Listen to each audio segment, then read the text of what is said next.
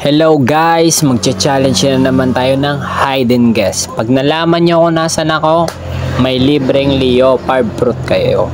At bago yan, may isa-shoutout muna ako.